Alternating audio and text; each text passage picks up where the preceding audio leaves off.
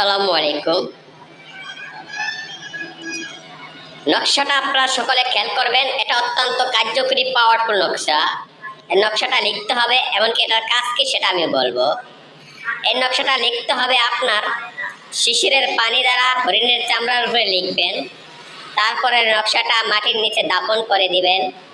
আপনার মনের বাসনা পূর্ণ হবে, এমনকি আপনি কাউকে যদি বশ করতে চান তাও পূর্ণ হবে।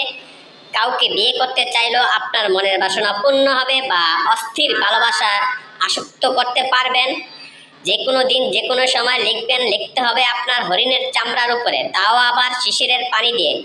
শিশিরের পানি আসলে বুঝতে আপনারা কি বোঝায় আমি বলে দেই। শিশির পানি হচ্ছে কুয়াশা। রাত্রে যে কুয়াশাটা পড়ে গাছ জঙ্গলের উপরে যে পানিটা জমা থাকে, ওই পানিটা দিয়ে লিখতে হবে হরিণের চামড়ার উপরে।